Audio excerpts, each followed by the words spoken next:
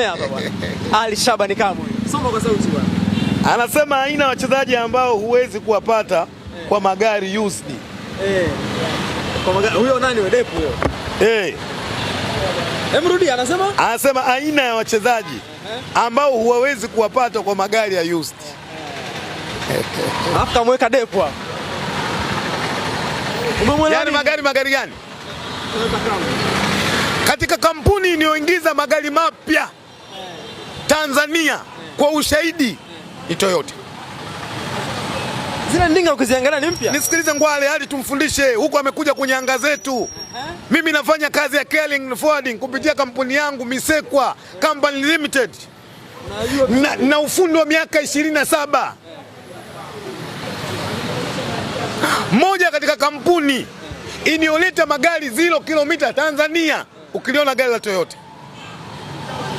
Siko ni mtaalamu wa magari. Yes. Zile ndinga ukiziona vipi? Nasema hivi. Zile ni mpya au used zile? Mpya. Wewe unamfahamu vizuri Toyota? Sasa mwambie akae kwa kutulia.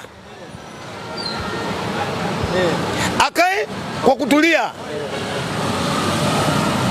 Wanachotakiwa ni kwenda kukabiliana na mkataba wa Depu. Depu mkataba wake una makubaliano apate gari ya kutembelea, wamempa. Mbona anataka kupewa gari? Yawezekana hali mkataba wa Depu hajaupitia, akausome mkataba wa Depu kipengele namba 9. Ziko hoja nyingi zimeibuka. Wai wachezaji 5. Kila mchezaji ndani ya Simba ana mkataba, na kila mkataba wa mchezaji wa Simba unasema, kila mkataba wa mchezaji wa Simba unazungumza, kila mkataba wa mchezaji wa Simba una matakwa ya makubaliano kati ya mwajiri na mwajiriwa.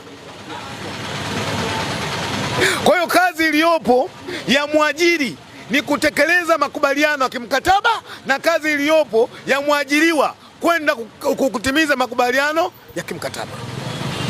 Moja mkataba wa Innocent Liemba lazima apate gari ya kutembelea. Kwa hiyo alichofanya ni Jeruti kwenda kukamilisha mkataba waliokubaliana. Sasa. Lakini leo kuna watu wanahamaki wanasema wai wachezaji hawa, wako baadhi ya wachezaji wa Simba wameweza kumiliki magari kwa muda mrefu kabla Innocent Liemba. Ule ni mwendelezo. Lakini nataka kusema jambo moja Ngwale. Jeruti ni mzabuni wa jezi klabu ya Simba. Moja anategemea kukamilisha mataka